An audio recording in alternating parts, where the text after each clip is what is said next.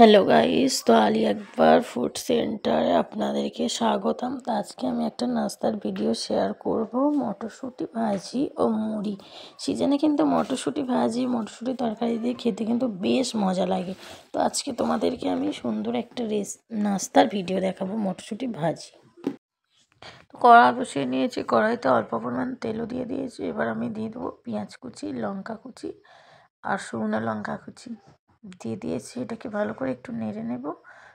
দেখতেই পাচ্ছ আমি নেড়ে নিচ্ছি, ভালো করে এমনভাবে নেড়ে নেব, নাড়তে থাকবো নেড়ে নেড়ে,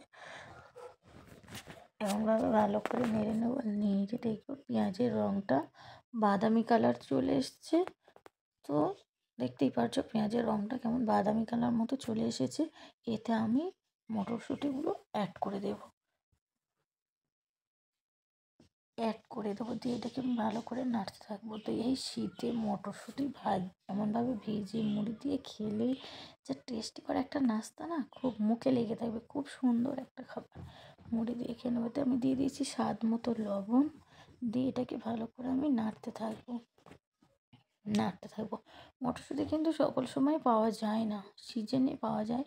তো এখন মটরশুঁটি পাওয়া যায়, তো এমনভাবে বাড়িতে এই নাস্তাটা বানিয়ে দেখবেন, খুব সুন্দর একটা খাবার। তো অলরেডি হয়ে এসেছে দেখতেই পাচ্ছ। তো বন্ধুরা, আমি নিউ চ্যানেল, অবশ্যই চ্যানেলটিকে সাবস্ক্রাইব করে পাশে থাকবেন, যাতে করে আমি নতুন নতুন সুন্দর ভিডিও সবার আগে দেখতে পারেন।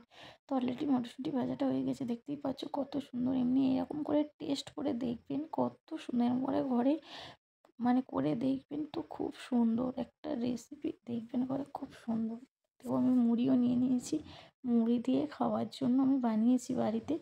দেখতেই পাচ্ছ মটরশুঁটির মুড়ি আমি নিয়ে নিই।